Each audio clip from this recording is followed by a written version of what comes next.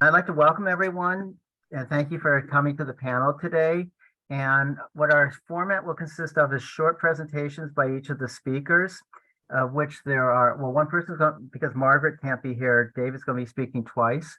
And I also want to express thanks to David for arranging for the speakers to be here. So let me introduce the speakers who will be here today. Anastasia, I don't even want to try to pronounce last names because I can't pronounce my own correctly. She's a part-time faculty member in the economics department and business department at Palomar College. And as part of the tri-chair, or as a tri-chair of the Parity Project, where a group supporting negotiations to improve the situation for adjuncts. Arnie Schoenberg is a part-time teacher in anthropology in the San Diego Community College system, and he's active in the San Diego Adjunct Faculty Association. And like a few of us, he's also active in this new organization, the Campaign for Faculty Equality. David Milroy, who is really set up the speakers for this, taught French for part-time for years in San Diego.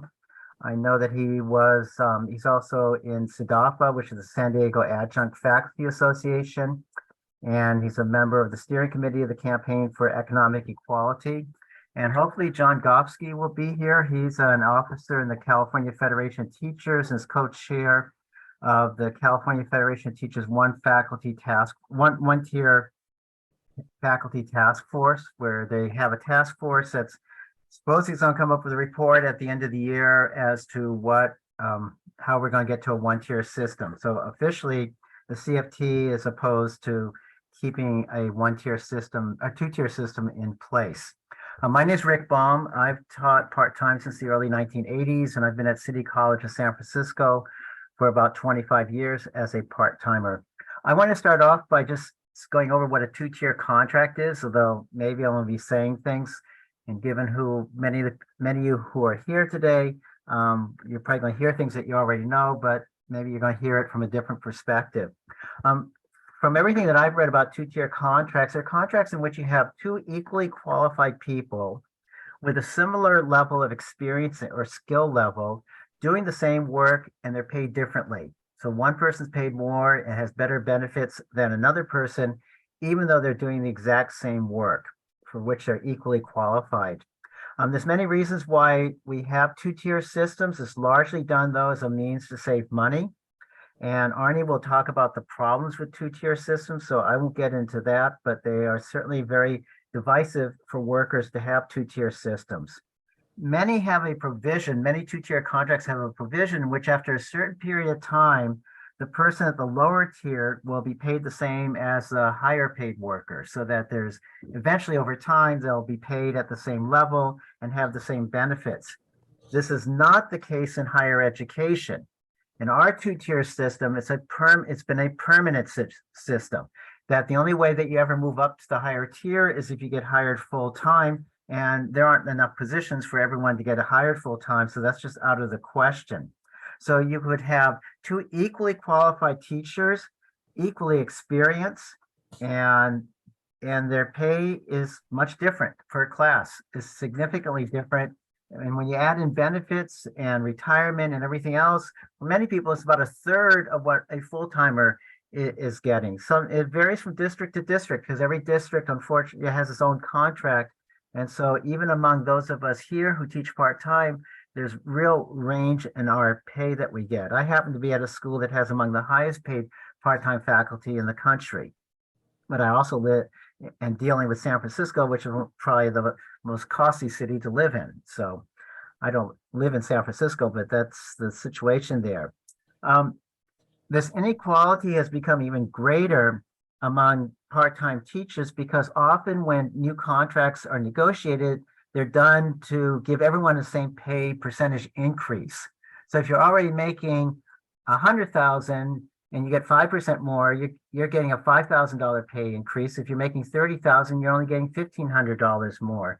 So that actually exacerbates the inequality between the highest paid faculty and the lower paid faculty, including some who are full-time. Why do the two-tier contracts continue? John would hopefully talk partly about this, partly because of legal reasons in California. But a primary reason, as far as I'm concerned, is that teachers' unions have opted not to negotiate an end to them, as they have in the British Columbia that David will be talking about. My own union has put forward, an example of this. My own union put forward a sunshine document, which they set forth the goals in the next negotiating or negotiating for the next contract. And that sunshine document called for the achievement of, quote, a one-tiered contract with equality in pay, benefits, and strengthened job security for all faculty and all assignment types.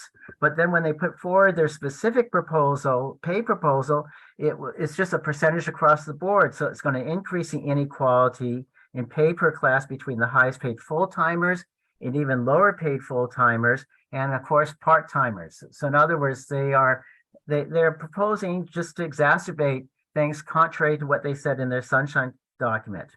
The panelists, some of whom, as I've already mentioned, are members of the Campaign for Faculty Equality, will be discussing efforts to end the two-tier contracts. And, one of the things that we're told, and I only learned about this about 5 years ago, is that there's no alternative, that we're stuck with this system. And much to my pleasure, I discovered the Vancouver Community College system, in which they've done away with the two-tier contracts and treat everybody equally with equal seniority rights. Again, David will get into that. But let me turn it over to Arnie now. And he's going to talk about the problems with the two-tier systems and some background as why they exist in higher education. So take it away, Arnie. Thanks, Rick. I'm going to read this kind of quickly, and then I'll throw the link in the chat to the text I'm reading so that people can look at it. So I'm tasked with talking about what is wrong with the two-tiered system. And the basic idea I have is it's a divide and conquer strategy of neoliberalism that weakens education. So a little context first, our two-tiered system gained steam in the 1980s with Reaganism and the trend towards privatization, the application of Taylorism to education. So people started asking, how can we use data to maximize the efficiency of producing educational products? As if students were widgets and professors were assembly line workers. And the obvious solution was to hire cheaper workers. So part-time faculty were once thought of as professionals in non-academic fields who brought their expertise to academia teaching a night class or something. But this ideal was transformed into an army of temps driving from campus to campus making poverty wages. Part-time faculty, often called adjuncts, are the original academic gig workers. Consistent with David Graeber's principle of bullshit jobs, resources were shifted from faculty to administration, as can be seen in the rampant hiring of deans for work that used to be done directly by faculty. The system of shared governance where faculty participated in the running of the college was reduced as the proportion of full-time to part-time faculty shifted from about 75-25 to its current of about 25-75. That's like 3/4. It used to be 3/4 tenure faculty and 1/4 part-time faculty, and now it's the opposite. Now it's about 1/4 tenure faculty and 3/4 part-timers. So this decrease in shared governance by faculty justified the increase in administrators, and the money to hire the administrators came from paying part-time faculty less. Labor's response to this casualization of academic workers was to circle the wagons and protect the core principles of tenure and sacrifice the periphery. This response is consistent with other industrial unions who set up two-tiered systems to protect long-time workers with more stake in the union. Protecting tenure seems reasonable to those who have tenure, but to those of us without tenure, it just seems like the union colluding with management to extract our surplus value and dividing the spoils. Many unions, such as the automotive industry, who once agreed to two-tiered systems, soon realized the folly of their ways and worked hard to bargain them away. We seem to be approaching a similar historical moment in education, as the rest of the panelists will explore. So back to what's wrong with the two-tiered system. We get paid about, as Rick said, about 1/3 as much as full-time faculty for doing the same work with the same qualifications. You can have two classrooms right next to each other. The students may not know who's who, and one person's paid 1/3 of the other person, teaching the same class with the same qualifications, both excellent teachers, both gone through review, both had lots of experience, the equivalent experience. The pay can be that much different, 1/3 less. So when you compare salary schedules, include benefits, retirement payouts, it's really obvious why administrators with fiduciary responsibilities would hire 3 times as many part-timers as full-timers. Being underpaid means we need to scrounge around and find other gigs. I personally work as an archaeological field technician. I have a colleague, another anthropology colleague who works, she makes more money at her dog walking business than as an adjunct. And I have another colleague who qualifies for government assistance. She gets food stamps, because of the poverty pay of being a part-time faculty member. So we also have no job security. We're fired at the end of every semester and maybe hired back for another semester at the whim of our chair or dean. This precarity affects our academic freedom and our willingness to speak out. We don't have to be fired for cause. We can just not be offered a class next semester. That's it, you're gone. Our disenfranchisement means students suffer. Many part-timers are freeway flyers, driving from campus to campus to teach enough classes to make a living. Some teach more classes than full-timers. They're called part-timers, but they're actually teaching more than full-time. This leaves faculty less time to spend with students, helping them succeed. Part-time office hours are universally underpaid or unpaid. And I just met with a student today. I helped her understand an assignment that she would have otherwise failed. But that student-teacher contact is unpaid volunteer work that people have often made me feel like a chump for doing that kind of work. So the adjunct problem inhibits progress towards diversity, equity, and inclusion. You can't attract diverse faculty to join your college when you're offering them shitty working conditions. You can't call it equity when you've set up an apartheid system, dividing the faculty into 2 tiers. You can't have inclusion when you systematically exclude the majority of faculty from shared governments. The more unpaid volunteer work I do to help my at-risk students succeed, the more I become a role model to my students for the tolerance of exploitation. So coming back to labor issues, 2-tier contracts are unfair and violate one of the principles of unionism, equal pay for equal work. They're demoralizing, create resentment and divisions among workers, and undermine solidarity. They incentivize management to get rid of the higher paid employees, in our case, full-time tenure faculty. And I want to focus our struggle on eliminating the 2-tiered system so part-time and full-time faculty can fight together against the kind of attacks on education that we're seeing in Florida and should expect here in the future. And thanks, Rick. That's all I have to say. Okay, thanks, Arnie. And I do want to emphasize, because I saw this in the United Electrical Workers, the principle of unionism is equal pay for equal work, and we don't get that. In addition, another principle of unions is to benefit the lowest paid workers the most, who are part of their bargaining unit, and we don't have that. So those are 2 big problems that we're facing. David's going to talk about the creation of the CPFA, the California Part-Time Faculty Association, and SADAFA, which you'll have to explain what that acronym stands for, as a reaction to full-time unions. So take it away, David. There you go. Well, as already described it, the part-time situation, as I think most of us know, is pretty awful. And here we are 43 years later after 1980. Is this when we're starting? Well, no, it isn't. We actually started in the 90s talking to each other and saying, something needs to be worked on. Some unions were establishing part-time committees. And I think that gave some people a foothold to think, well, let's talk to other people on other committees. And what that led to in 1997 was the establishment of the CPFA, of the California Part-Time Faculty Association, cpfa.org. I put the websites in the chat site. CPFA was the very first statewide organization that was trying to reach out to all the, at that time, 35, 40,000 part-time faculty who were realizing that, the pay wasn't there, the job security, things weren't right. We needed to fix them. So CPFA started in the late 90s, and they are the ones who had the electoral listserv. Hopefully, if you become members of CPFA, and I think everyone should be, you'll be able to follow the conversations statewide and nationwide on all the major issues, including, of course, this 1-tier system. So I had the honor of being chair of CPFA for a while in 2005 to 2010, and it's still going on.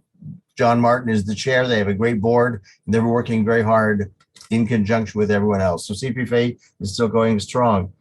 All of the other groups, the union, CFT, CCA, and FAC have part-time committees.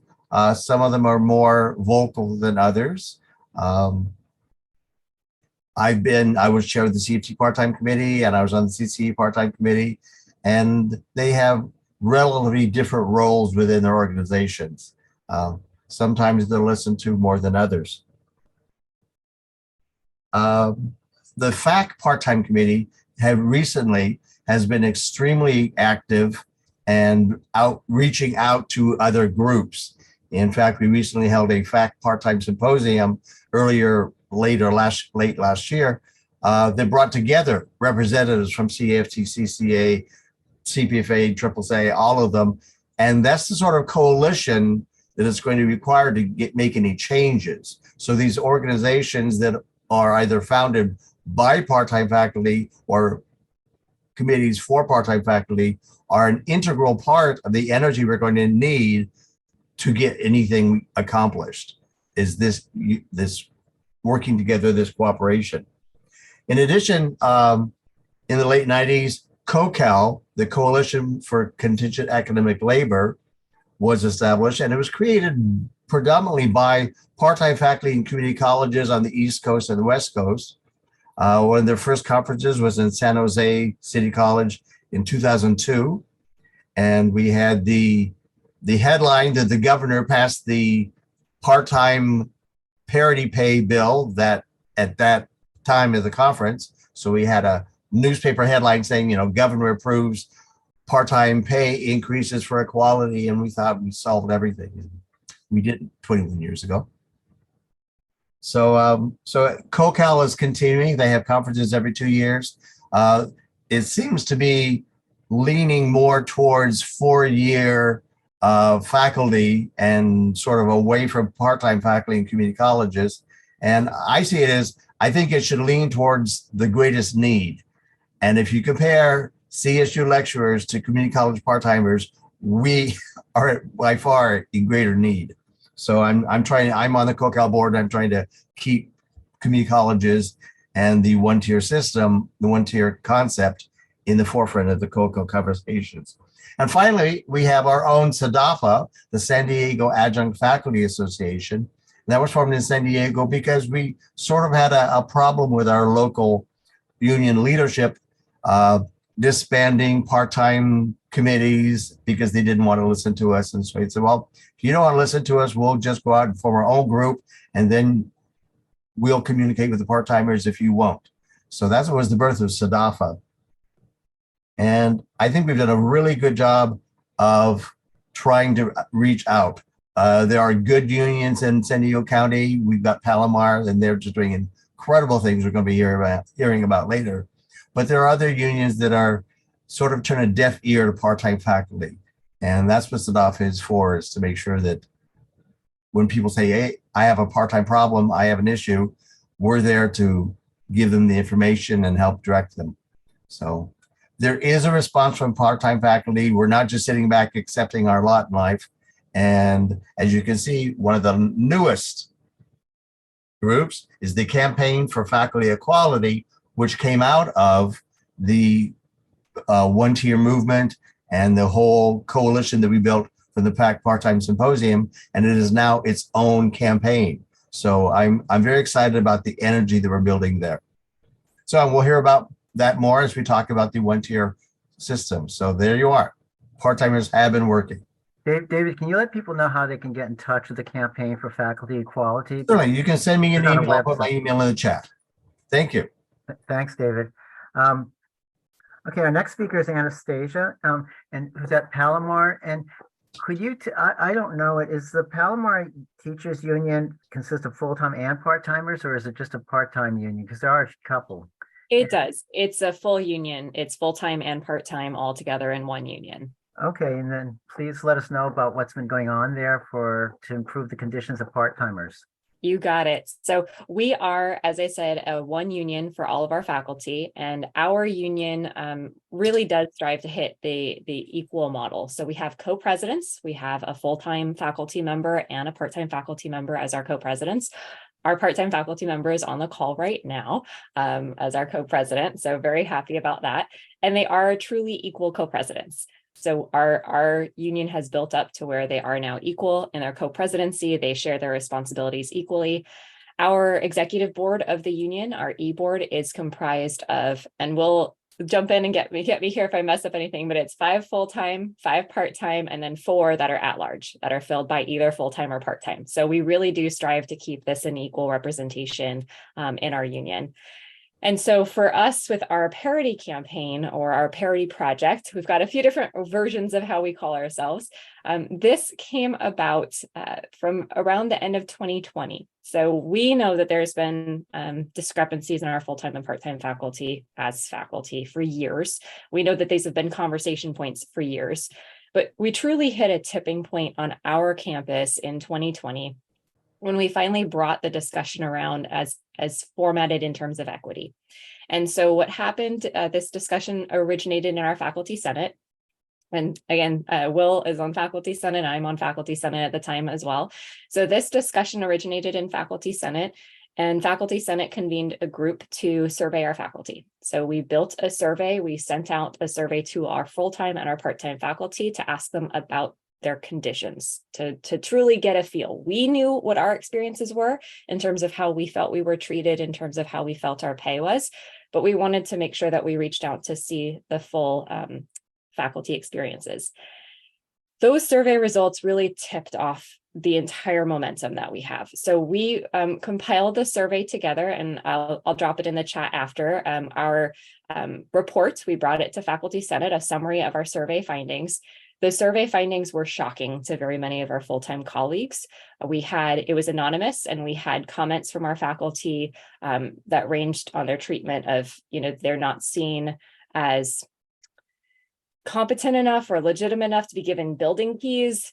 They don't earn enough money to where they're splitting a fast food meal with their child because they're hungry.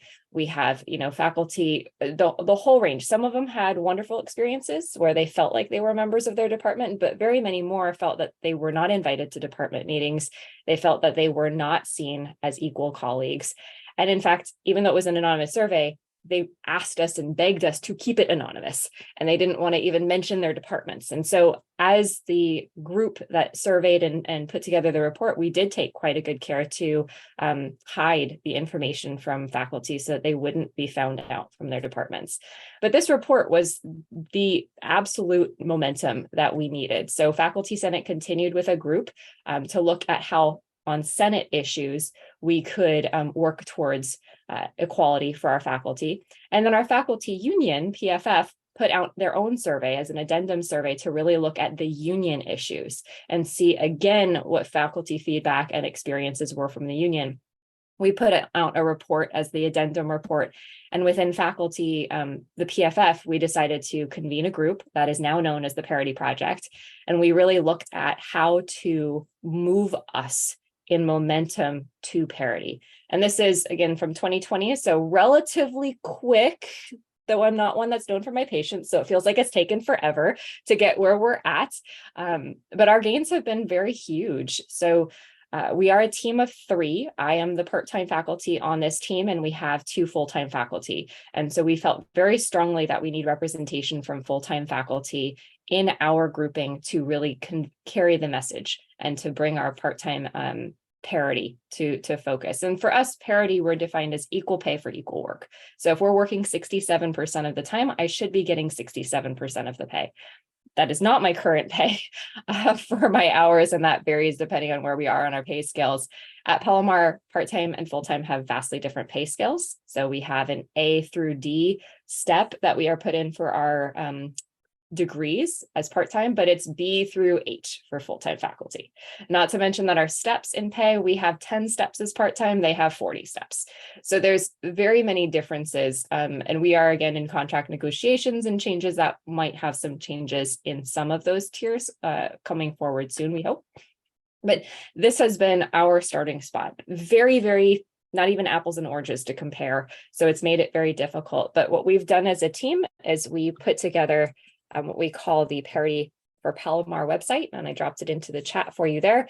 This website was key. We worked with our union. We are a subset of our union. We are paid by our union to do this work. So our full-time and part-time on this Parity Project are compensated. And we support our negotiations team. So negotiations asked us to get data to find out what we can do to support the next drive and push. And we find the data and we put it together in videos. And we've received the feedback from our negotiations team that the informative videos that we put together have been key. They have helped in the negotiations meetings. They have helped with our governing board to understand the issues that we have. And again, we've moved our part-time faculty from a handful of committees that they can serve on to get compensated at minimum wage to slightly more committees, but at their non-instructional rate. So we've made a huge advancement in terms of their institutional service. We have increased the number of office hours that our part-time faculty are compensated, and we've moved it from a flat fee of $45 to $55 an hour up to their non-instructional rate. So we're not quite at parity in terms of our office hours, but we are progressing towards it. I think that's, so Will, I don't know if you want to jump in. I think those are the major highlights, and I'm happy to kind of walk people through too when we move to more of a question and answer spot about how this process has worked. Again, it's been a momentum building process. So for us, in order to move us towards parity and equity, it's finding the information, educating everyone about it in a way that is clear and makes sense in an easy to digest form, which is where our videos have come in very handy, because these are very complicated. They're very complicated in their practicality. They're very simple in the issue. We know that we should be paid fairly for the work that we're doing, but it gets complicated down in the weeds of showing why there's a discrepancy or why I'm not actually earning 67% of the pay that someone might think we are. So if there's questions about that process, I'm absolutely happy to help. I see Will's got one part in there, and then I will, here as I wrap up, I'll go grab the document for the summary findings if anyone is interested in sort of seeing the work that was done in Senate to kick off our momentum. But we're very excited and we're looking forward to continuing. Our union fully supports the work that we've been doing for the Parity Project and is looking at carrying us forward until parity is achieved. Anastasia, could you, before I go to Will, and I'll let Will chime in with a couple of additions to what you said, is your union an independent union, or is it affiliated with any of the national unions like the AFT? We're AFT. You are AFT. Mm-hmm. Okay, no, that's because a lot of us are AFT unions, and efforts to move us in a more equal direction just usually fall flat. So it's interesting. Will, did you want to just chime?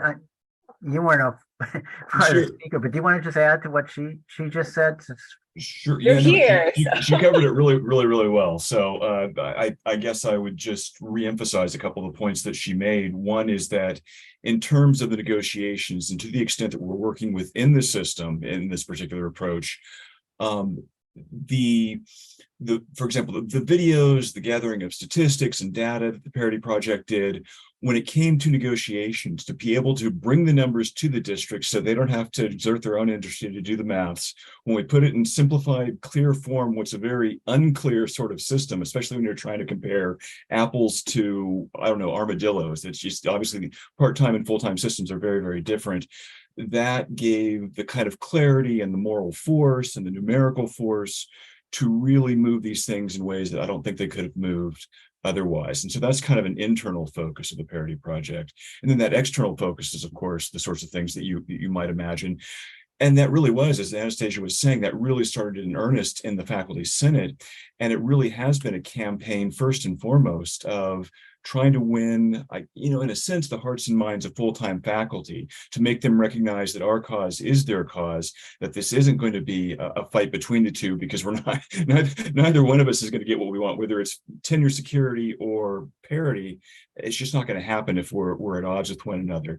And I think when they begin to see that, okay, these sorts of, some of these practices they've been maybe intentionally or unintentionally engaged in, whether they're whether it has to do with inclusion in the Faculty Senate or in governance, whether it has to do with the way that the pay scales are working, when they begin to see it through the lens of these standards that we have supposedly for our students, in terms of equity and justice, and saying, okay, can we apply these to faculty as well? then it begins to help them shift their own sorts of internal narratives, and their own kind of mental mapping, I think, begins to transform. And when they see that we're looking for, better conditions for our students, and it's been, I won't say that this is necessarily, every place is different and it's going to have to find its own way, but for us, this has been very good. So Anastasia's really been at the forefront of it the whole time. Is the administration receptive to making changes that you put forward, reasons for making them, and they go along with that? Well, I'll say here for our healthcare, our part-time faculty have healthcare as of this past spring semester. So I know we were one of the fastest colleges to hop on that as it became available. So our part-time faculty have the exact same available options now as our full-time faculty. And from my understanding is that might not have rolled out to all colleges last spring, but we did. And I do know that is because our administration, they've heard us. And I know Will can probably speak to that more, being part of negotiations. But I do know that the ways that we've been able to bring forward our message to the governing board, and we've been very strategic about it as a Parity Project, as the union in this effort, is that we will bring forward our video campaign. We'll bring forward the Parity for Palomar website. We've really touched upon each of the issues on a very focused approach. So one issue at a time to highlight the issue. And then we have made an effort to ensure that we go back to our governing board to thank them. When we have had the advancements in the contracts, we have gone back with a campaign of faculty to thank them, to show them that this is touching real lives, that it really matters that I now have access to healthcare, that I no longer have to pay over $1,000 a month for my private healthcare. That, that's classes worth of pay that I'd have to pay out over a year, that now I'm given the same healthcare options as my colleagues. So for us, it's building a relationship with our district and ensuring that there is that open communication. And I think it's finally working. I think we're finally seeing a more respectful spot. Will, I'll allow you to chime in there from your experience on negotiations, but from what I'm seeing, yes, it does sound like this has been the momentum shift that we were hoping for. We're hoping to continue to. Thanks. I'd like to move on. Maybe we can come back during the discussion to get more details. Now, John Gofsky isn't here. I'm just going to ask, is anybody here on the CFT Task Force, and the two-tier? You're on the task force, Will? Oh, is anyone on the task force, the two-tier system? So I can give a little background only as an outsider reading about it. So a resolution was passed about a year and a half ago calling for ending the two-tier system. And a task force was supposed to be set up and was going to be appointed by Freitas, the president of the CFT. And it was supposed to be appointed by January of last year, but I think they never really appointed it till March, like right before the convention. And they've been very secretive as far as I'm concerned. Some of you may not like my attitude on this, and I'm sure John would not if he was here, but they really haven't specified who the members are. They haven't indicated when they meet. The idea is that they're supposed to come up with a report by the end of the year as to how we're going to get from a two-tier contract to a one-tier contract.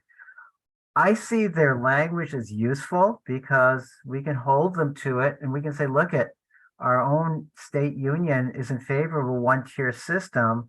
And personally, I think we can go back to all of our locals and say, why aren't you on board with this if you're a CFT member? Because the unions, most of the CFT unions in the state, I don't think are moving towards a one-tier contract and moving towards equality for us. But I know I've talked about this with Alexis a lot.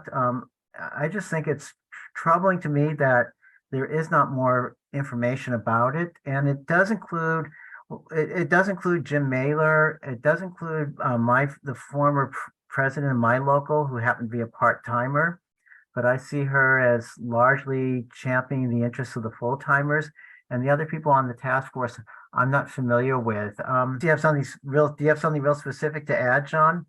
Well, I have some experience around these matters. I've been to a lot of the statewide meetings over the last year, so I think I can speak usefully on this. Okay, why don't you talk for a couple of minutes, and then I'd like to go to David because Sure. We have one basically, over the last year, I've been attending a lot of statewide CFT meetings, particularly around exactly the issue of healthcare. Actually, had At those meetings, I've been the guy most have been saying you got to broaden this into also dealing with the huge cutbacks that are going on. But I've gotten very familiar with the modus operandi of what's going on statewide, and basically the problem is very simple. So there's pressure for this, so they voted for a resolution. But the thing is, the problem is very simple. That going to from a two-tier system to a one-tier system would be incredibly expensive. And there's no earthly way you get that way. That it would have to be essentially forced down the throat of the state through massive strike action, and it's impossible to get to it any other way. And that is why I think it is that they are that may have something to do with why John Gossey is not here, but more likely it simply is that. I think it's simply a statement of principle, and it would be nice, but I don't really see the CFT is very happy to have managed to get through, is extremely happy to have managed to get through this genuine benefit around healthcare. But the only reason, like at my college, the reason they could do it is simply because although they resisted it tooth and nail and tried to get conditions, we pointed out at a bunch of Board of Trustees meetings that if they didn't accept this, that Peralta would lose money. And a result of which the Board of Trustees said to the administration, well, it's not a question of, we don't like part-timers either, frankly, and we don't like the union, but we like money. So therefore, since we're going to lose out on money if we don't accept from the state, if we don't accept this, you guys had better accept this. So they did. Yeah, I could add that in City College of San Francisco, the administration was first resisting it, and the union pointed out to them, you're going to get $1 million more into your budget if you adopt this healthcare plan. So that convinced them to do so. Anyways, I'd like to turn now something that Margaret was going to do, but she can't be here. She lives in Vermont and was flooded from all the rainstorms. So Dave is going to talk about the Vancouver model as a model that is a one-tier system that is, for many of us, almost the beginning of an ideal type system. So again, why don't you go ahead, David? Okay, can everyone see the screen? Yes. Good, okay. So the Campaign for Faculty Equality came up with this one two-page, basically, description of the Vancouver model, which comes from Vancouver Community College in Vancouver, British Columbia. And it seems to be the solution to nearly every part-time problem possible because it eliminates part-time faculty, which sounds scary until we say exactly what it is. So what we have here are the provisions of the one-tier faculty workforce would be applicable to all faculty. So you wouldn't have full-time and part-time, you just have faculty. So the first is equal pay and equal work.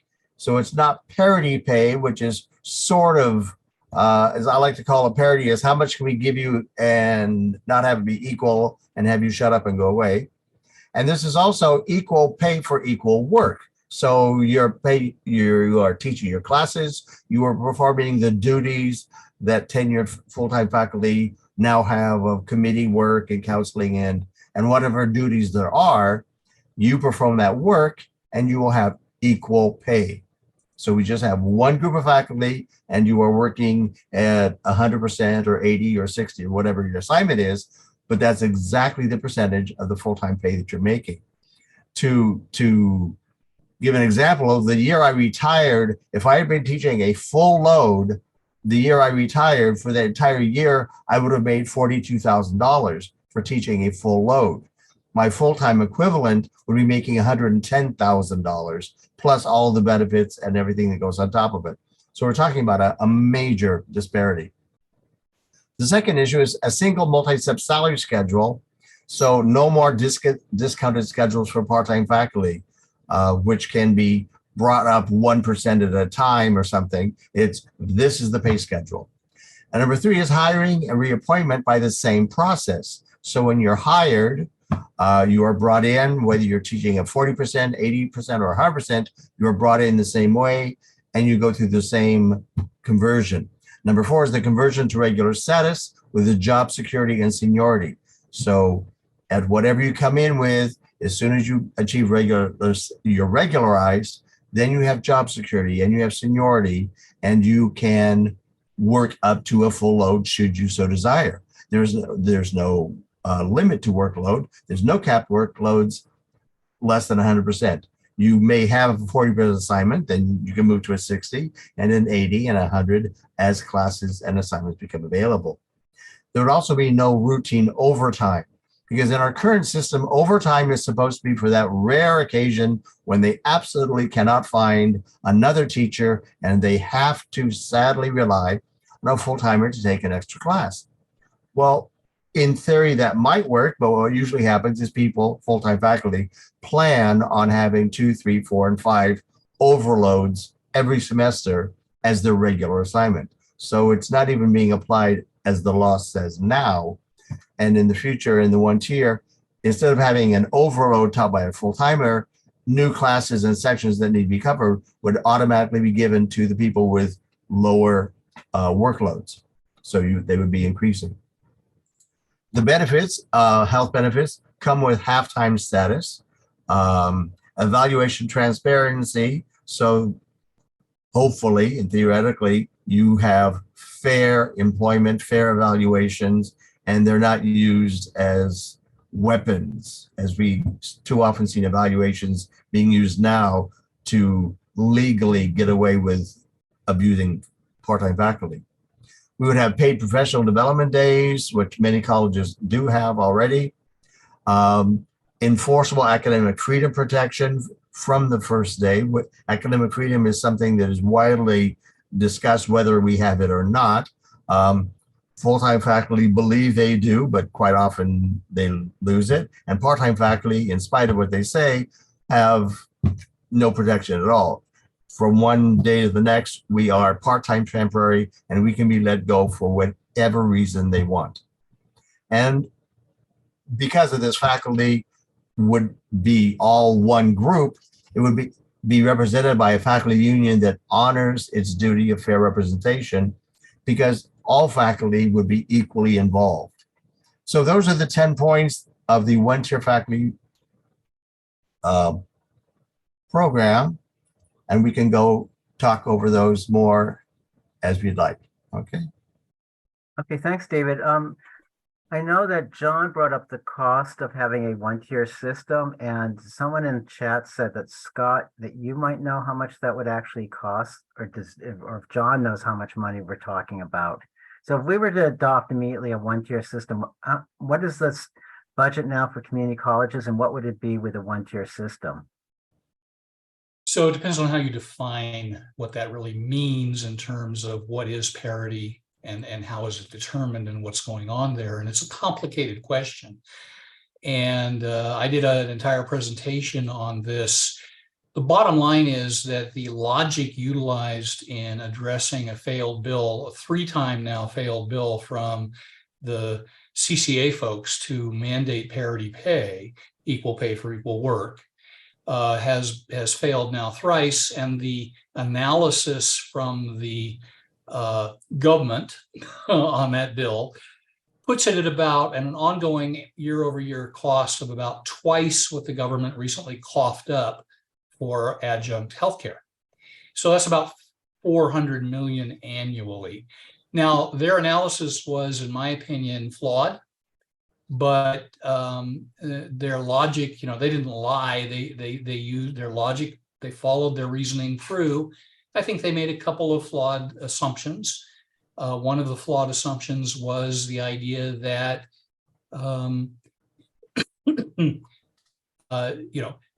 everybody was going to suddenly, what am I trying to say here? Help me out, David. It's been a while since I've made this conversation.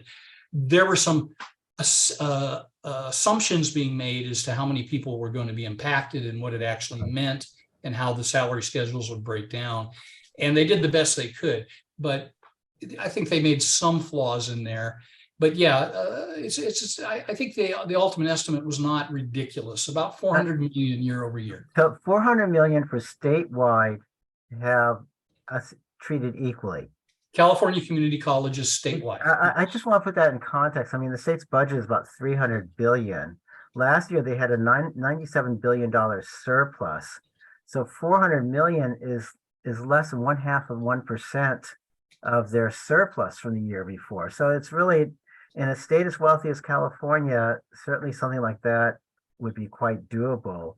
If people didn't hear it, or that the medical plan to cover part-timers who are teaching at least 40%, they figure that's 200 is going to cost the state 200 million a year. So we're really talking about not that much money. That's an accurate figure. Well, I think that's a fair assessment. I mean, it is a lot of money. Let's not deceive ourselves, but it's not, earthly impossible.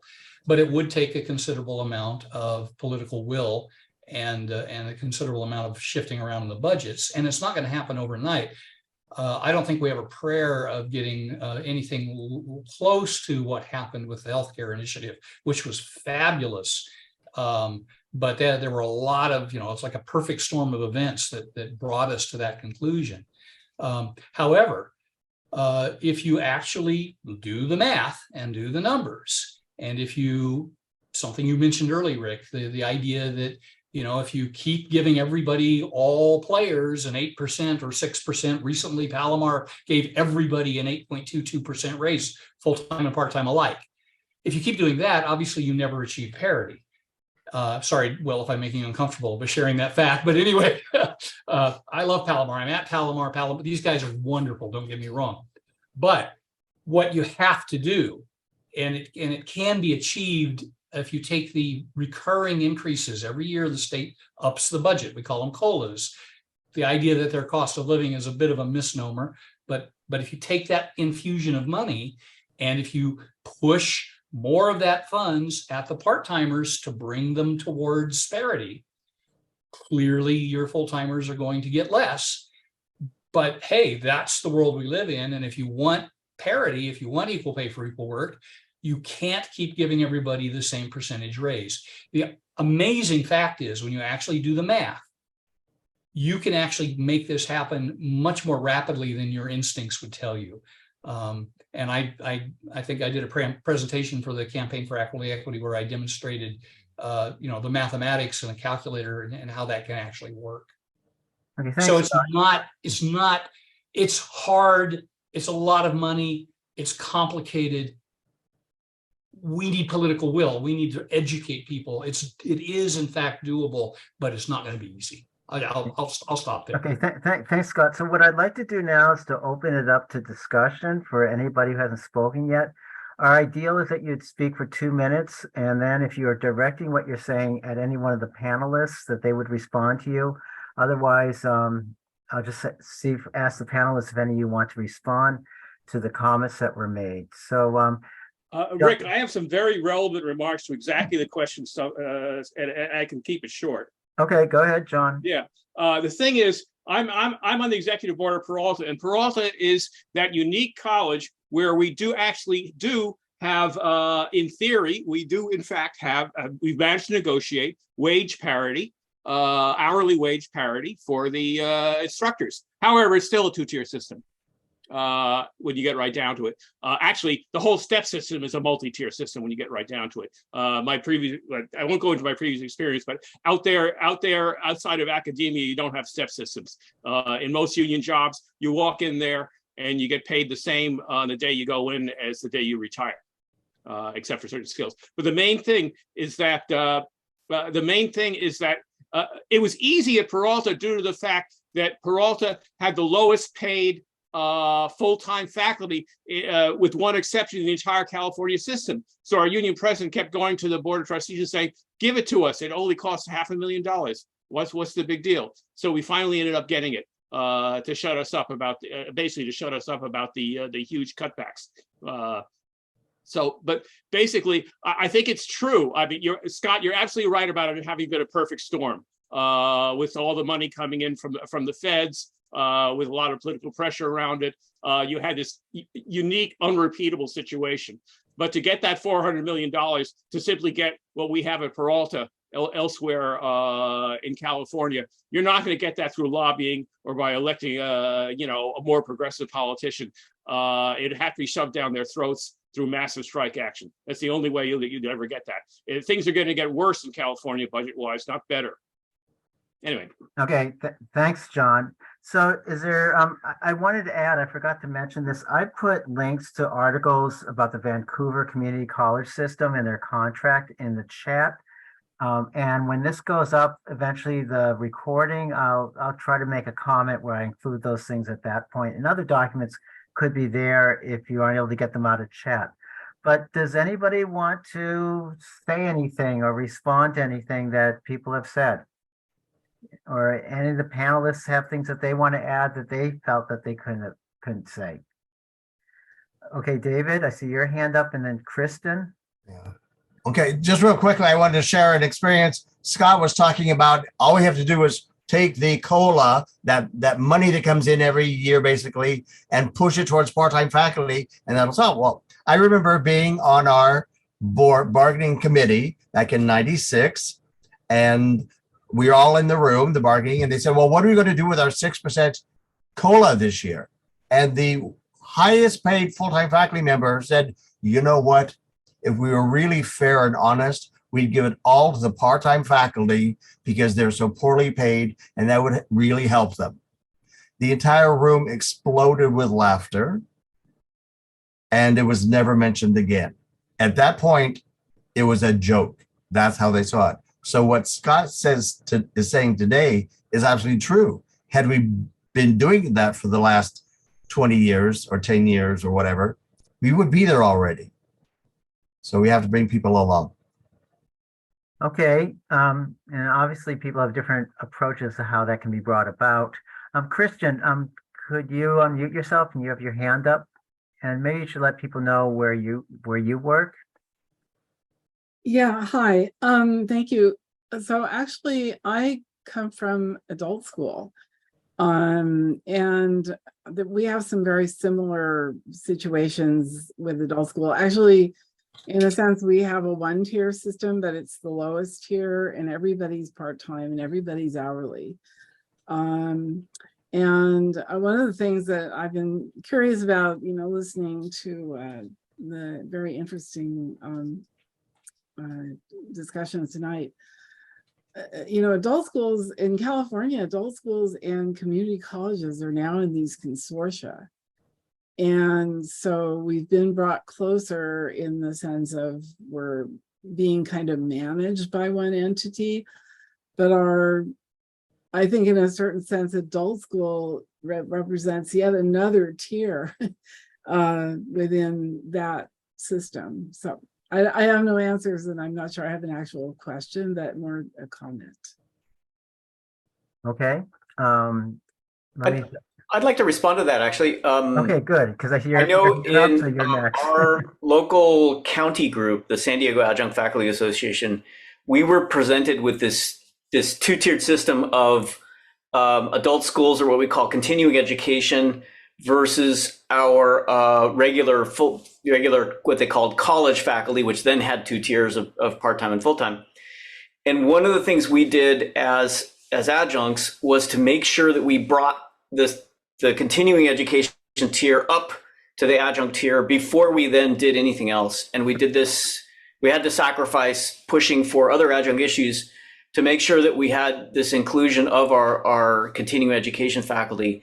And it's one of the things I'm very proud of our local group for doing that, for taking the lowest tier and bringing them up. And then now we're at the stage of let's bring all of our adjuncts, including the continuing education college, up to this other tier. But I think it really is important to recognize that there's tiers within tiers and tiers within tiers and tiers. And so this hierarchy, I think, as we're struggling towards a one-tier movement, we're going to have to take an intersectional approach towards looking at all of the different conflicts that we have. And, this is one of the things I tried to kind of touch on the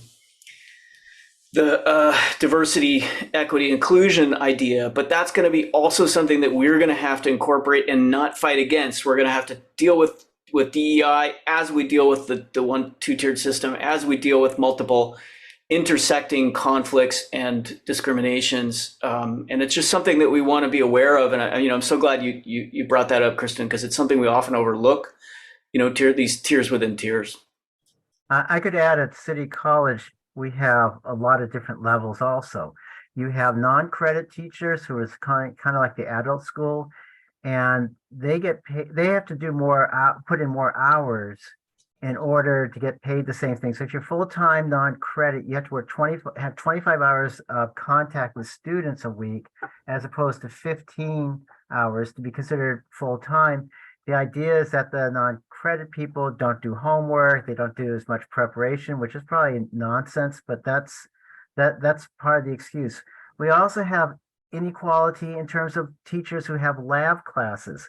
Now, labs, from when I talk with teachers who do them, they're very intense. Like it's a chemistry lab or biology lab, you got to be on top of the students. It's a tremendous amount of work, and their pay has been, unless it's changed recently, 85% of what if they're full-time, or what a full-timer makes for 1 hour of lecturing to students. So you have that kind of inequality built into the system. Then we have librarians at the school and counselors who, when they're part-time, their parity pay starts off at 100%, whereas those who are teachers, it starts off at 86%. It goes down over time because of the step movement. But that's another one that they don't publish. My union doesn't tend to publicize the fact that we have 2 levels of pay for part-timers, and the librarians get paid a lot better than the people who are the teachers. So I think this is true elsewhere. Harry Bernstein, who teaches at City College, had the question about COLAs, if they're passed on to people in their pay. It had been promised to teachers at City College, and the administration says, screw you, we got this money, we've already committed it to other things.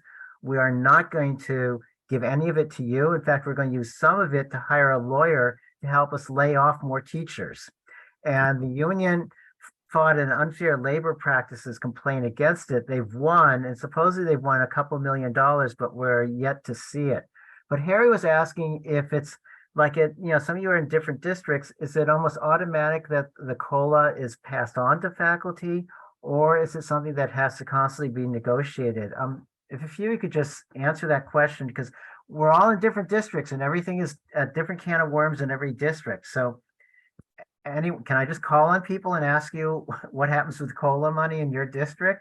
Anastasia, I see you're smiling. So what happens if they get 5% more money? Does it end up do teachers get 5% more? Truly, the better one to answer would be our negotiations person. But from my understanding is that when we get the COLA, it is negotiated, and it is negotiated through to faculty in full. So if we have, an 8% come down, then that 8% is negotiated through to our full-time. But does it get passed on, or do they sometimes say, no, we don't have it? Is it Will who is doing the negotiating? Will's on the negotiations team. So, no, it goes to the faculty. Our district doesn't withhold. That is from my understanding, and Will, you can speak to it better than I can. So what happens with COLAs there, Will? You're muted. So we have, certainly in recent years, we have to negotiate it every time we negotiate with the district, and we have been passing it through, getting the district to pass it through. Our argument has been that COLA is not a raise, it's a cost of living adjustment. And when we're seeking true raises, it's in addition to COLA. And that's been actually a useful piece of rhetoric at the negotiations table. But that said, it's not automatic pass-through. We've been trying to argue for that and negotiate that into the contract, but it's not yet. We don't yet have that. Because I think in many schools, people are lagging far behind increases in the cost of living. Like and the COLA would just partly make up for that. At City College, we're probably about 25% behind where we were 10, 15 years ago. But other people, just a couple other people, now I'm calling you, Alexis, any other districts, what happens with COLA money? Can you answer Harry's question? So I've been plugged in at several different districts, Palomar, Los Rios, now Miracosta, and the state decides what the increase cost is going to be to provide the education. And they call that COLA. But that money comes to the district. It is now in the district coffers, and the faculty and the classified and the custodials and everybody has to go and negotiate with them. There is no law that says you have to have a cost of living increase. In fact, at Miracosta College right now, and this is an interesting one. It's a public, help me with the language here, Anastasia, public benefit college. Is that the right term? They're not getting that money from the state of California because they're wealthy. There are 3 or 4 in the state of California districts that don't get these monies. And the result of this is the faculty there are getting nothing. Okay, but so it's not necessarily passed on to people. Not at all. It's They now just- some contracts have been negotiated years ago that say everybody is going to be passed through and so forth, but it's still a matter of what was negotiated or what will be negotiated. Okay, thanks. Alexis, you want to speak? Yeah, Rick, you touched on the fact that we are all over the place with 73 districts rather in our system. And I believe that's, a pretty big and significant issue for us in terms of collective bargaining. I think in order for us to be able to move to a single tier system, that we have to ask the unions, and we're pretty much divided around 4 major unions. Well, let me back up. Do any of the locals that are represented here have open bargaining or open negotiations? Raise your hand if you do. City College does, and they started a few years ago, and I've only gone to 1 or 2 sessions. I think they usually are dealing with such minutia that I don't even give a crap what they're talking about, because I guess that's a lot of what goes. I've never been a negotiator, but that's a lot of what goes on. So they did. Are they open to members only, or just to? I believe to members occasionally. Harry Public. might know about this too. Yeah. I've never been on the negotiating team. Yeah. And it was a surprising breakthrough that happened around 2013. And I think for the most part, they've been doing it ever since. Now, there may be things that go on behind the scenes between the union leadership and the administration that we are never told about, because I've heard that the union leadership, at least in the past, will often have weekly meetings with the chancellor, for example, but they never report on these things. So we don't ever hear about it. So it's not really open. Well, I just don't know. I can't answer. But anyone else in other districts, do you have open negotiations? Oh, Harry, maybe let Harry chime in about City College, and then let me ask others. So Harry, what's your take on it? I was going to give one historical point. I remember there was a time when some of the activists were trying to push the negotiations, and they would chant or cheer or something when the administrators would come in, but we were definitely excluded from the room.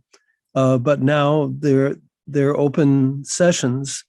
We are told to be wallpaper, to observe, and we are, when the administrators, et cetera, are there, we do not speak. So when they have a caucus and the administrators are working on their own, then we can talk about things. It's supposed to bring a lot of us together and to exert pressure, but the district is behaving so badly, I'm not sure if it's having that much effect. Yeah, what Harry's saying, as I recall, it goes back and forth about the open ones. I was part of that. We had for about 10 weeks, some of us, a small group, were picketing the negotiations all the time because the union was getting so jerked around by the administration. And so we'd have a picket line and yell at the administrators when they entered. And the union leaders would always say, "Oh, we're so glad you're doing this," but they never publicized it, so that we never got more people to show up. But they complimented. I mean, Steve, who's here, participated in those a lot too, and filmed them. It was and so they go back and forth, but it doesn't. It's just like Harry says, you're not supposed to say anything, and it's usually just one person doing all the talking. And again, my experience is they just mainly dealing with minutia. But anyone else have open negotiations in their districts? I'd love to give a counterexample, but to follow up with that idea of being encouraged not to speak or not to shout or not to organize, it's really a campaign of demobilization. So they'll take effort that you could mobilize these adjuncts to speak up, but they will demobilize them. They will sort of encourage them not to come or not to speak out. And I've definitely seen that in my district. We have the epitome of closed bargaining. after maybe a 10-year campaign of complaining about no representation on the bargaining committee, they finally told us who our bargaining representatives were.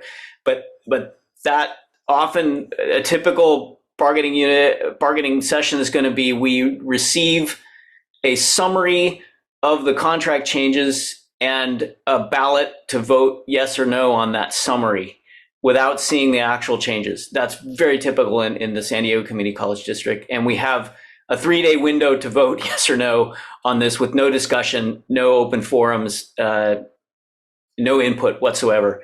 There was often a survey, but the survey, it goes into the circular file, and there's no publishing of the survey. So we don't know who said what from a survey. So it's about as closed you can get in our district. And we've tried to push to widen the crack a little bit to open it and have failed miserably, at least in the San Diego Community College District.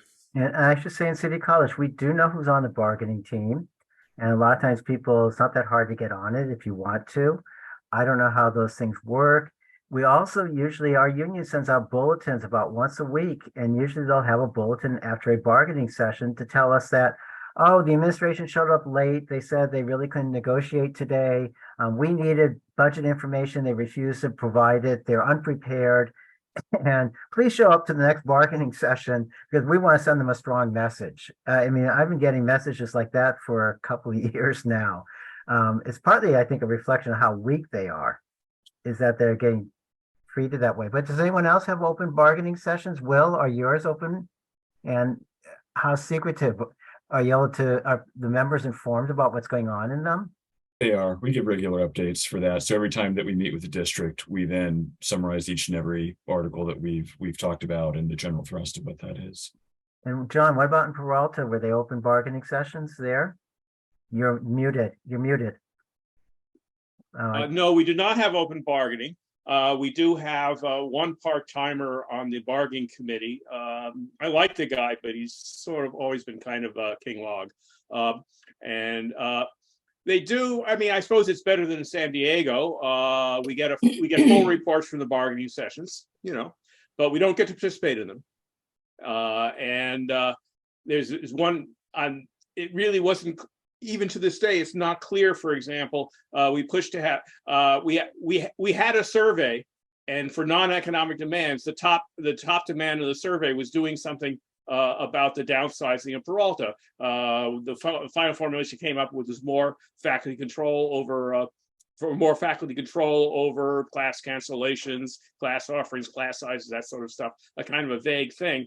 And essentially, the attitude of the bargaining committee, which really has only come out in the last few days, clearly, is that, well, the administration keeps on saying no to that one, so we're just going to have to give up on that one. Whereas it's the issue that is strongest in the minds of part-timers, given all the downward spiral.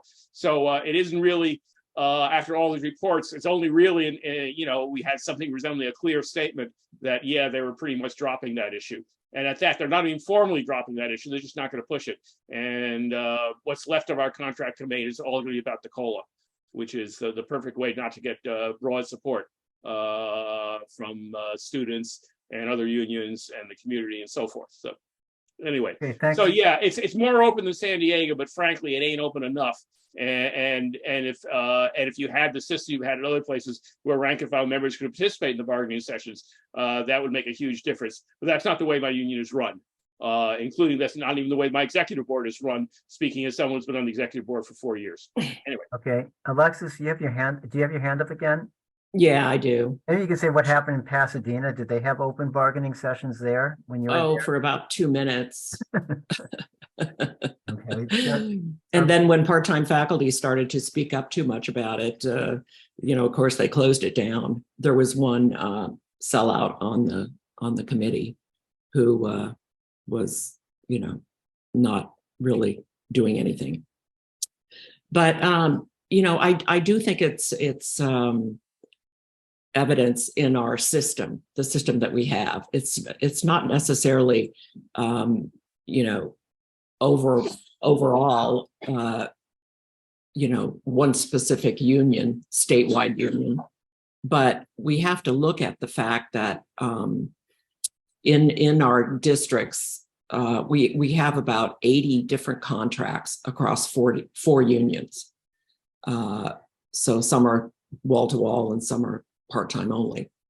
The part-time only units primarily are CTA, and CTA has the lowest pay across the board. So there you go, you know, they're silent and they don't get much.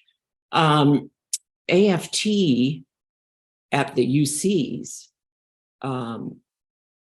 have a claim that they won their labor dispute in 2021-22 based on open negotiations. And it was the single most agitational tool that they had to achieve that. Now, their system is different. They have one contract for all their entire system. And it is AFT, but it, you know, again, depends on the contract. They also further stated that their union leadership has had conviction that transformational change was possible.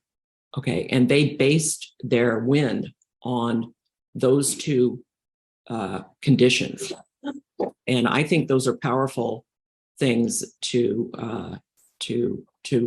think about, and how we could move forward to maybe have our own task force of members that openly discuss how to work on toward a single tier situation, especially in the great democratic state of California.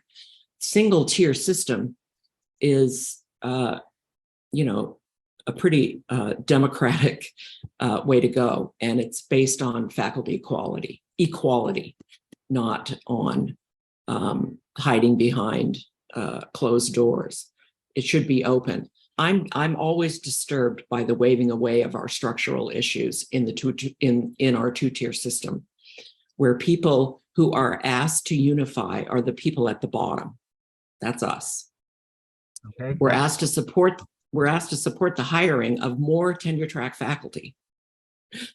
Meanwhile, inherent in our system in the community colleges is a built-in conflict of interest where the full-time faculty negotiate for us.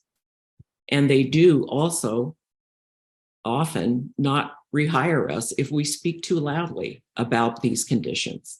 I was ousted from my local in Pasadena in 2018. And folks have raised their hand. Others join you. Yes, I know. And David knows this well, and tried to help us, you know, did what he could there, as others have. But so, you know, I'm sorry that John Gofsky couldn't make it. And I have to say that I do appreciate his efforts toward this task force. I think that if we want to get anywhere, we really need to impress upon the leaders of our unions that is the full-time faculty who control them, to open up the task force and open up the negotiations for our contracts. I want to mention that Labor Fest is going to have something from UC workers, more the dissidents of their strike last year. Steve, what day is that? Are you here with us still? Steve Zeltzer? Yeah, it's the 21st. It's the 21st. So you might want to look at the calendar, because you'll hear from, you know, a really major effort that took place in the fall.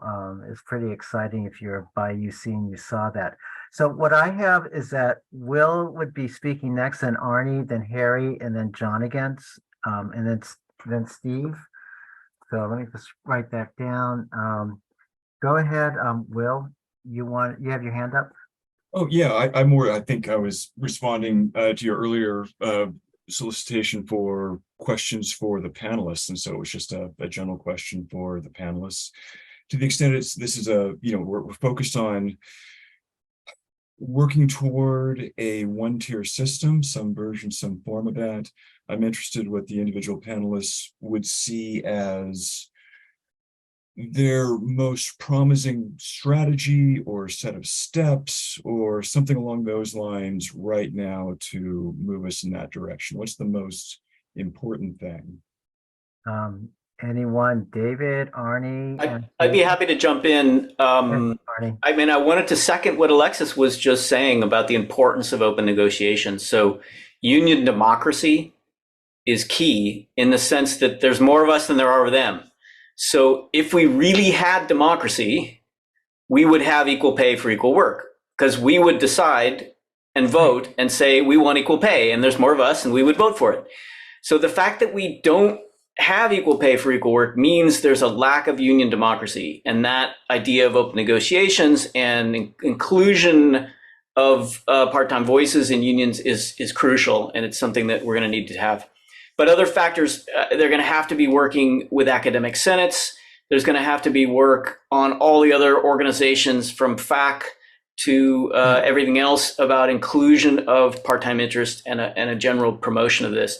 And I'm in the sense that it's not going to be a one-time thing, that it's going to be a multi-pronged staged movement with a lot of forces convening on just getting this done. But it takes that commitment of saying, yes, now we want to do it. And I know, John came out saying this is going to be really expensive and we can't afford it. And then Scott said, no, it's not going to be that much money. And so for me, it's going back to look at maybe what led us to get the healthcare, the part-time faculty healthcare money. And if you think about CFT hiring Chase Golding, professional organizer, to go in and make this happen, and starting a 2-year campaign, he's a professional organizer. So, he's not a part-time faculty member. He's an organizer, labor organizer. So knowing how to do that and set that up, and then doing the lobbying and having the resources to go ahead and pull that off is why this happened. Now, why wasn't there a part-time faculty organizer hired 10 years ago or 20 years ago? Those are good questions. But that idea of putting that resources into making this happen, that's going to take the buy-in of all these big mega unions. All these wall-to-wall unions are going to have to sort of make this commitment, like we've seen with Palomar, of like, we're going to take this seriously. We're going to actually start doing things. And that buy-in from all the different factors, from academic senate, from mega unions, wall-to-wall unions, that's where I see this as sort of the growing tide that I think we can pull it off. And as we, put more resources into hiring the organizers, getting this done, getting 400 million is not going to be that hard, and we'll pull it off, and maybe we'll do it incrementally by, like we talked about, making sure the COLAs work, but maybe we'll get a big chunk from the governor. There's going to be different strategies that all sort of work together. But we're going to push on all those strategies. We're going to find every single crack that we can in the system and push it forward. Okay, Anastasia or David, do you want to respond to Will?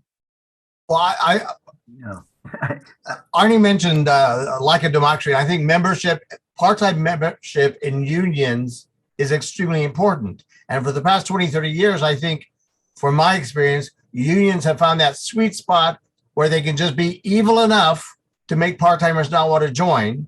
And if they don't join, they can't vote. If they can't vote, they don't have a voice in who's running the union.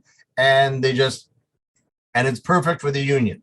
We had elections and our 12 part-time members, who cares? Because the full-time faculty won the election.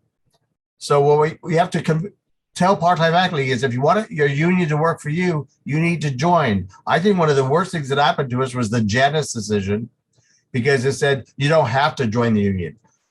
For a short while, people had to join their union and pay whatever dues. And for that brief while, it didn't cost you any more to be a member and vote. And then we could have had some elections and voted people out and got rid of awful presidents and put in good part-time reps.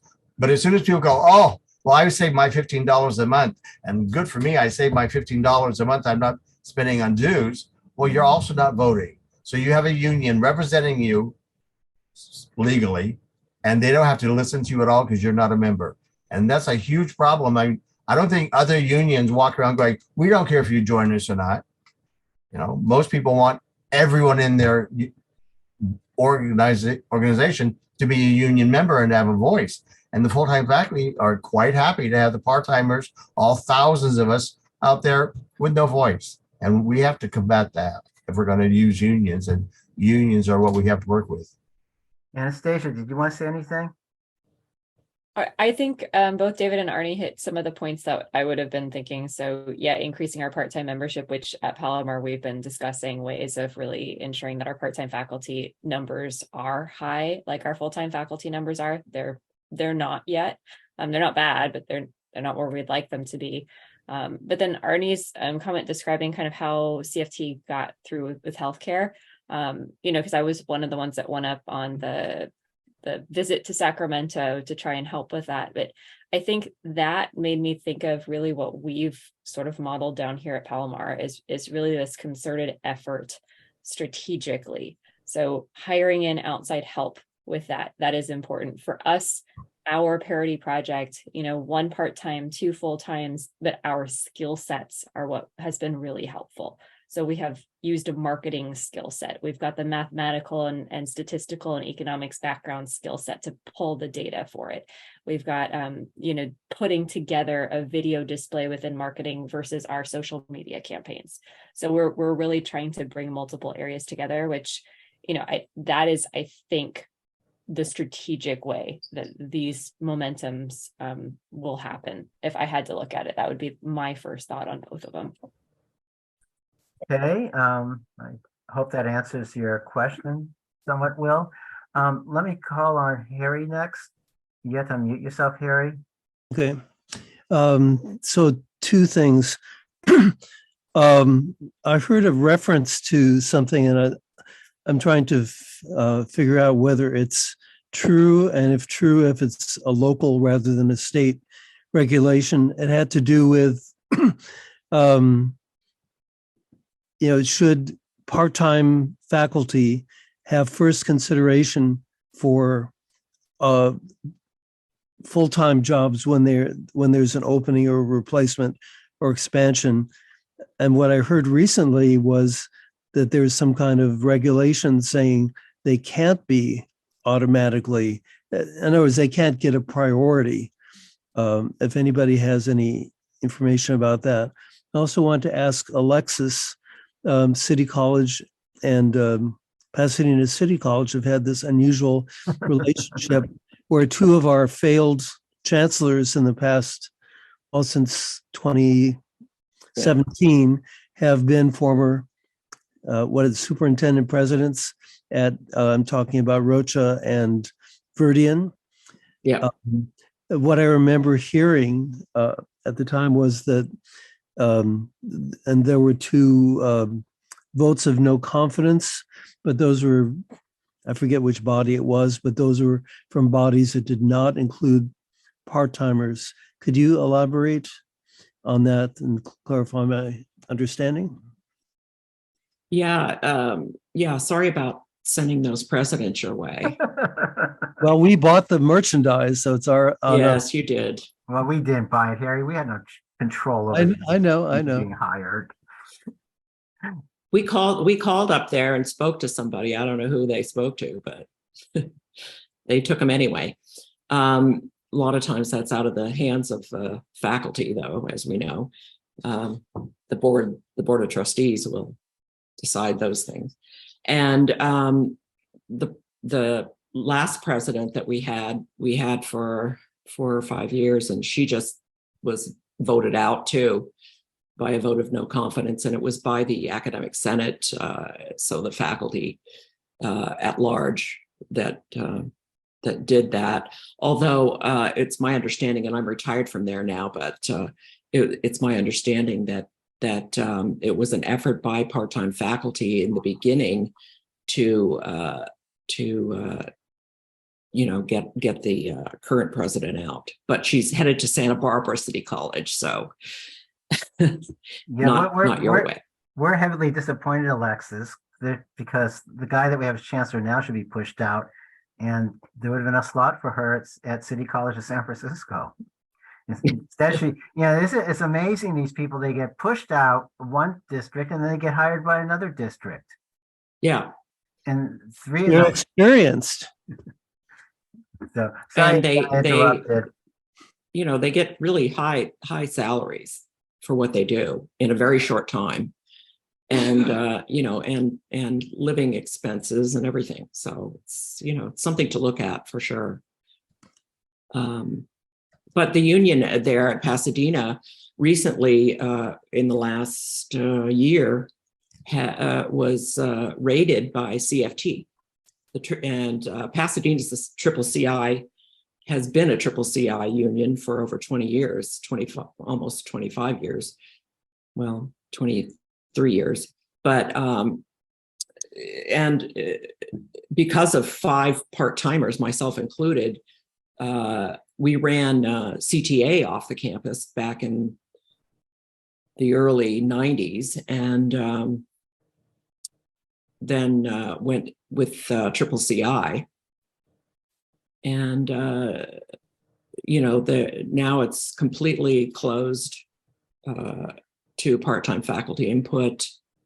It's a cabal. And CFT went in and tried to take over, and the union, triple CI union there, leadership said, well, we don't think that part-time faculty should be able to vote in these elections because they're temporary employees and they're not going to be here. So why should they get to vote? Yeah, and they right now are in a lawsuit with CFT over. Okay, thanks. Before I call on John, Steve hasn't spoken yet. He's one of the few people who's on an educator. So let me have Steve speak and then I'll come back to you, John. So go ahead, Steve. Yeah, well, I mean, I think that what's very clear is that the corporate unions that we have, whether they CTA or CFT, are not interested in any kind of unified fight of all education workers in California, or for that matter, nationally.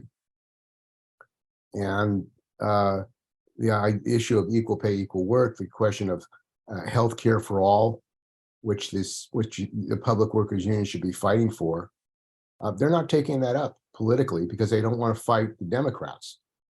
They don't want to fight Newsom and the Democratic legislature, which is controlled by the insurance industry. So the crumbs that they're throwing to the part-time faculty are just that.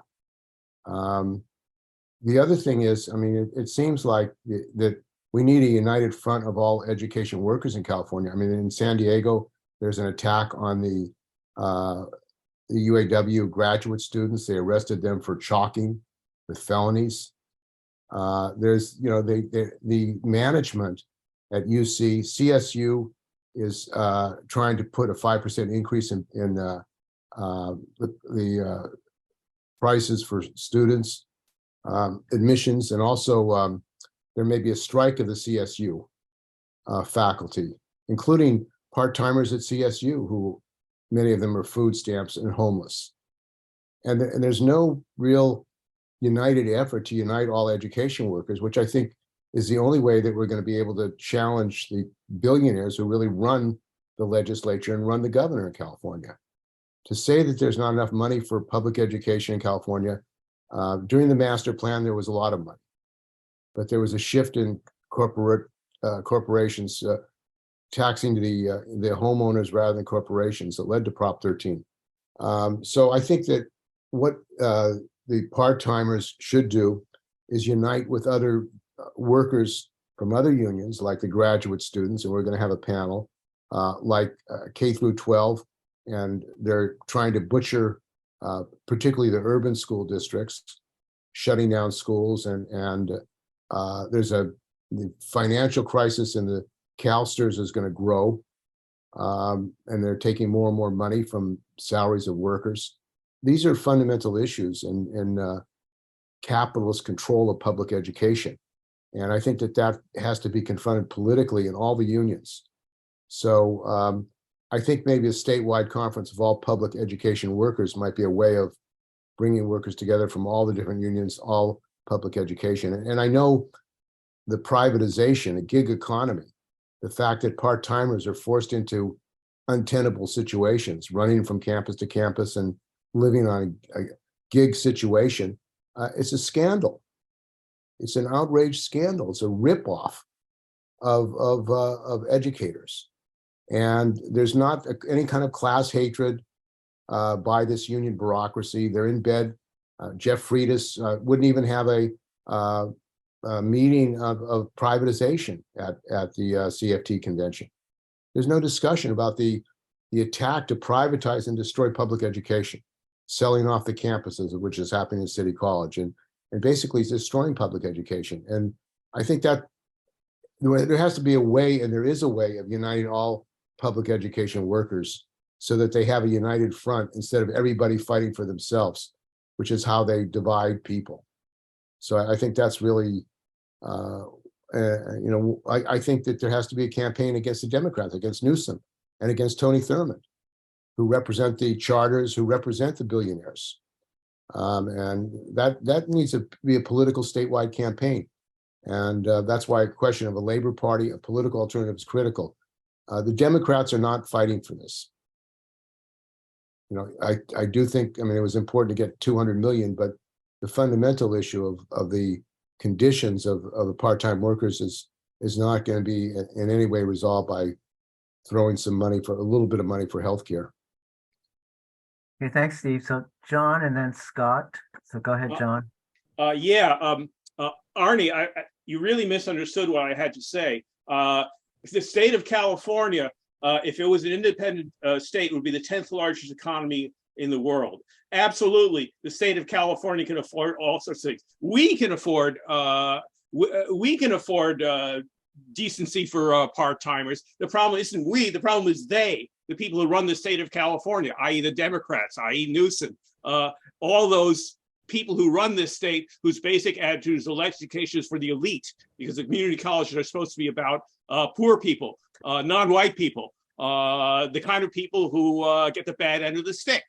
Peralta and CCSF being the perfect example of that.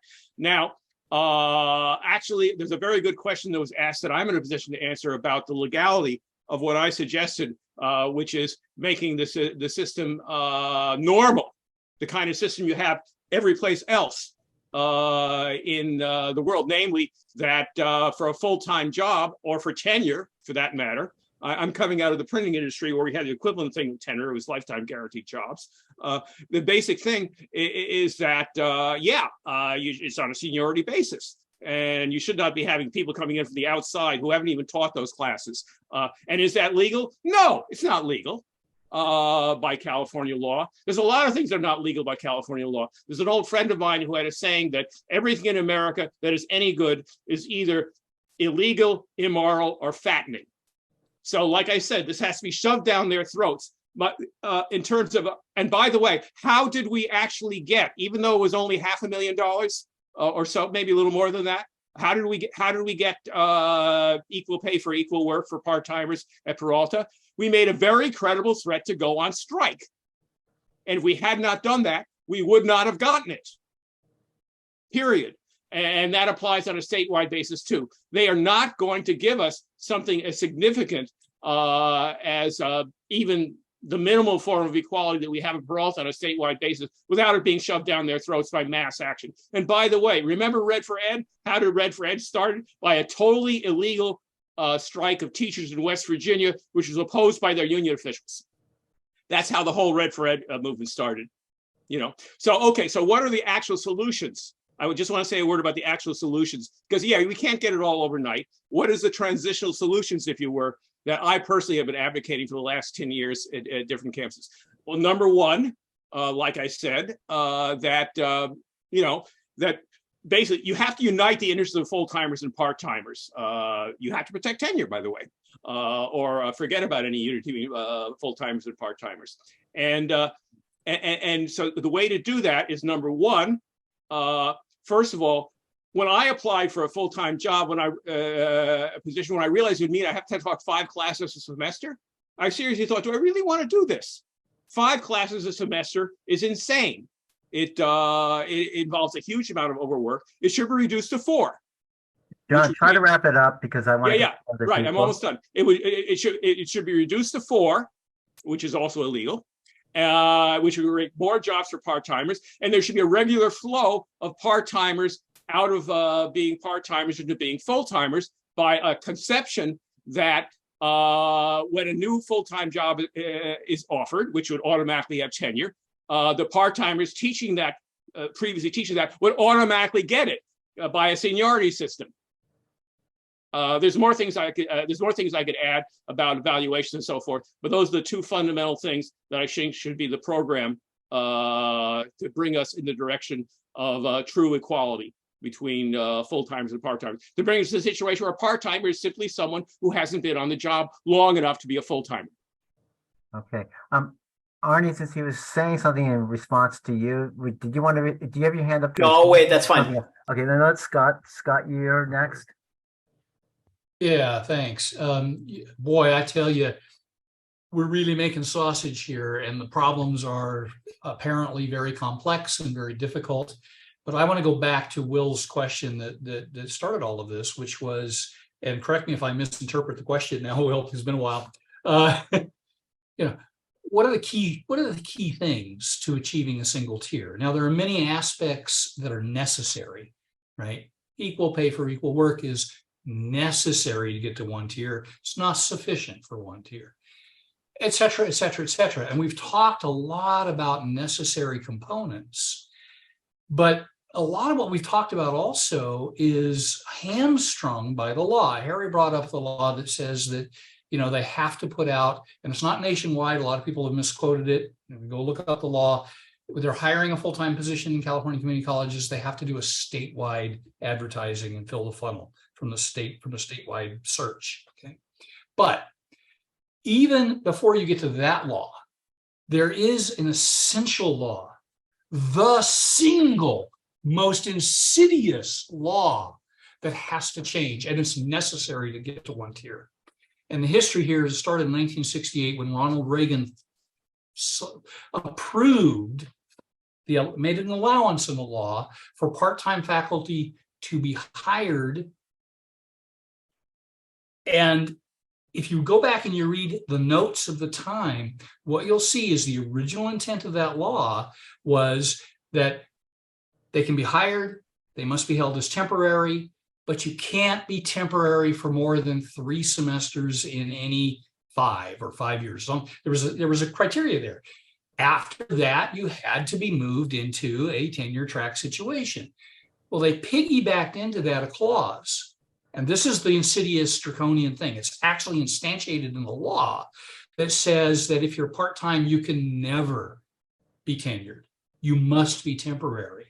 Now, it's my belief that the intent of that clause was not to say, therefore, you must be temporary in perpetuity, which on its face is nonsense and just crazy, but rather that the intent of that clause, which I disagree with, but the intent, I think, was to say that we're not going to tenure part-timers. Keep them around for a few semesters, and now you're gone because you have to be temporary. But what has happened is the courts in the early 80s said, oh, that means that if you're a part-timer, you can never get tenure and you must always be temporary forever. And that, I believe, is the single most insidious, ridiculous piece of law in the state of California, which all of these complicated problems in one fashion or another can be routed back to. We have to change that law. Well, just to add what you said, Scott, when John Gofsky gave a report about the part-time task force, he said that Jim Mailer, who everyone here is so fond of, said that he sees that the law has to be changed. So I assume he's talking about the same law that you're talking about. So let's hope that he'll be committed to changing that particular law to open things up. Although I always feel that unions can overcome the law by their contracts. They don't have to follow it. It's like in my school district, the union president said a few years ago, we can't do anything about class cuts because that's a prerogative of the administration. And my attitude is bullshit. You can negotiate about it, even if you don't have to make it a prerogative of the administration. Anyways, I'm getting off. Does anyone else have anything they'd want to say or any last minute wrap up comments from the panelists or anyone else? Because we're getting close to what was seen as the end time of 9 o'clock. So is there anyone else who has anything more they'd like to say, or anyone? I think this is.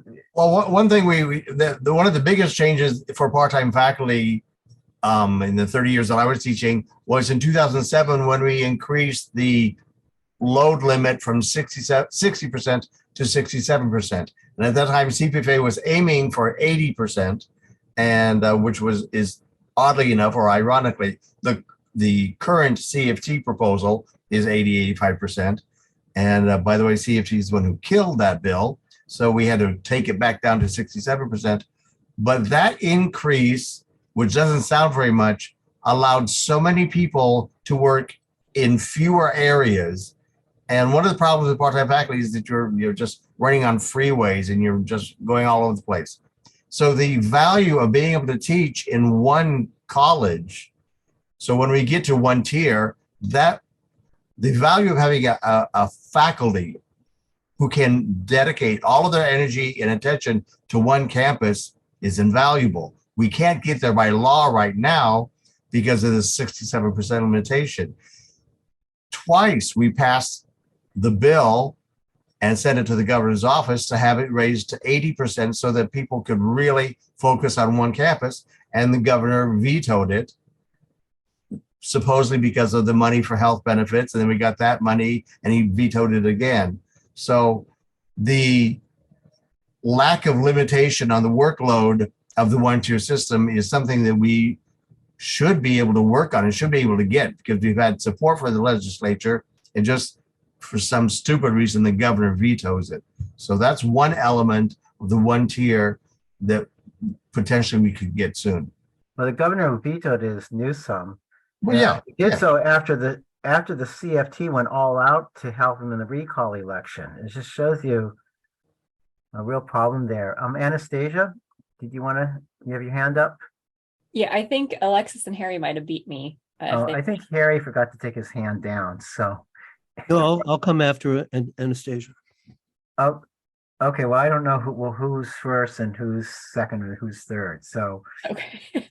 Go ahead, Anastasia. You haven't spoken for a while. Sure. David's comment just had me thinking, with that 60 to 67% change and maybe a reduction in the number of places that some of the faculty had to work.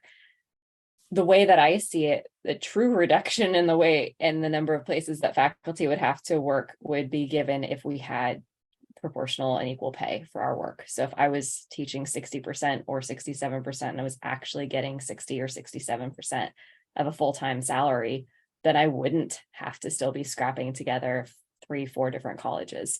That problem doesn't necessarily get solved just by bumping us up to 80%. If our pay is still at 33% or 24% of a full-time faculty's equivalent work. So for me, if we are able to move in one tier in a sense of proportional pay for what we're teaching. So if you don't want to teach 5 classes and you're only teaching 4, then, you're at the 80% of it. I think that would have a huge impact in terms of keeping everyone from necessarily having to freeway fly to earn the living, as if we can get the wages up. And I know at Palomar, that's what we've been trying to do, is to really raise awareness of that problem. I don't think many of our full-time faculty even were aware that at 67% teaching load, I'm not earning 67% of their pay. I truly, given the feedback, think that it was not known that it's that drastically different. And that difference it varies even more depending on our education level in our college, the way ours has been set up, so that those with even more education are hurt even more as part-time faculty. So I think bringing those in alignment will be a huge help for the faculty. It was just a thought that I had as you were talking about how that the increase in teaching ability helped, is that to me, seeing an increase in the pay to actually be paid for the hours prep and the hours grading, for example, stuff that's normal for our full-time colleagues would have such a huge impact on the livelihood of our faculty. No doubt. I just want to add something real quickly, which is that I don't think that we're really recognizing too much, or I don't hear it, that there's precarious part-timers.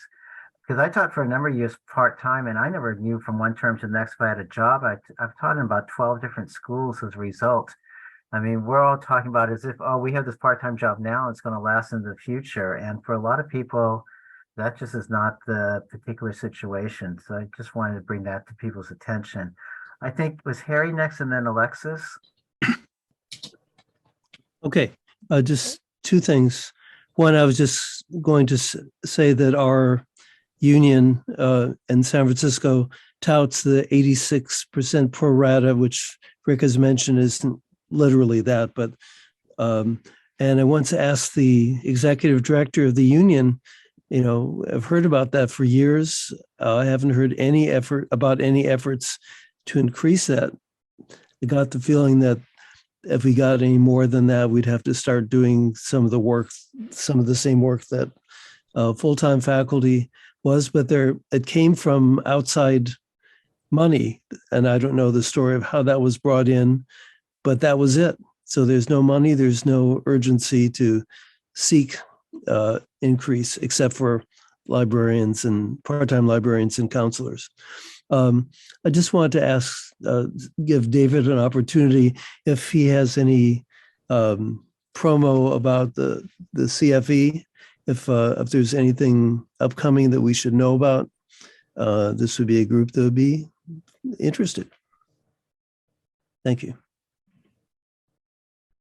David, you want? Yeah, well, the CFE is currently working on our policy statements, and we are planning an event coming up. We haven't got to the event because we're still doing our homework and making sure, because we put forth the 10 points, and the 10 points brought up 4 important questions. And so we spent months answering those 4 important questions. So as soon as we're ready to come out and tell everybody where we are and stand and what we are looking for, we will do so. We're meeting every week for hours on end and working on it to get, you know, the answers to all these questions, like what to do about incremental or complete changes, and what to do about tenure, and what to do about overloads, and what to do. There's so many things. Because granted, Vancouver Community College still has many of the same issues academically that we're dealing with. One tier doesn't solve every problem ever invented, and it certainly doesn't make good human beings out of everyone in the college. So you still have to deal with that. So we're looking at what can we physically change, what can we control, and moving on. But we will be promoting and letting everyone know what we're doing. I should clarify something that Harry said. I don't want you to have the impression that part-timers in City College get paid 86% of what a full-timer makes. That's what you start out at and on the first step. But part-timers only move up a step every 2 years. Full-timers move up every year. So over time, our percentage of pay relative to full-timers declines to about 70% after about 10 years.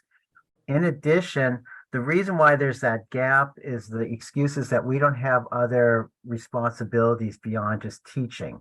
So that the extra 14%, which says is actually greater than 14%, is giving full-timers more money because they do committee work, they're on hiring committees and things of that sort. So that's the rationale. But as I said, then you also have the librarians and the counselors who are paid at 100%, but there's declines over time too because of the way the step increases work. Alexis, I think you had your hand up, but you've taken it down. And again, Yeah, I think we should be close to wrapping up. It's almost we are, I think, too. I just wanted to say one. Oh, am I? Go ahead. Yeah. That I am opposed to continued incremental changes, and that's often the way that the unions, give us a little crumb here and there. And, we went from 60 to 67% in how long was that? And then to go to 80% as a workload cap to 85%. And then how many decades will it take to have no cap? So I really strongly believe it sends a message loud and clear that we won't accept that kind of we're not going to be placated by simply raising our workload cap. It's unheard of that we, in other arenas that happen to have the same unions that we have, that we are forced to have a workload cap. It's ridiculous, and it would really send a good message across the system that we're in, that we won't put up with that. It's And a good start. And people, I hope they all already know, but the limit is within a single district. So you can teach at, say, whatever the cap is now, I guess it's 67% in 5 different districts. It's like, yeah, but they don't pay gas mileage, do they? Yeah, I know, but you can't do that, and you can't go beyond And they don't that count us. in a single district. So it's part of the craziness of the whole system. Yeah, how many of us here have been members of like 2 or 3 locals and 2 or 3 pension plans over our careers? Yeah, me. Okay. It's ridiculous. Anyway. Any last happy note anyone would like to end this on? Let me thank everybody for being here. I hope you have found this useful. Hang on, Rick. The happy note is that we have the HELU conference, the HELU meeting on Thursday, which I just put up the registration link for. Okay. I hope everyone here is aware of that already. Yes, I thank think you, John. David's been sending it out too. We aren't all on the same listserv. But again, I want to thank everyone for being here, especially the panelists. Thank you, David, for putting together the speakers. It wouldn't have happened had he not done so. And thanks, Steve, for making this part of Labor Fest. It was also put on by City College of San Francisco Heat, which is like a group that I belong to. And there will be the recording. I don't know how soon it will be out, but people will be able to hear what we had to say if they want to sit through 2 hours of our discussion, which some people doubt that anyone would want to do that, but maybe, we never know. We might be up for an Academy Award in a year for all we know, especially with the strike of the actors and actresses and the writers. So, they may be desperate and they may have to look to videos like this one to give out the awards. But again, thanks to everyone.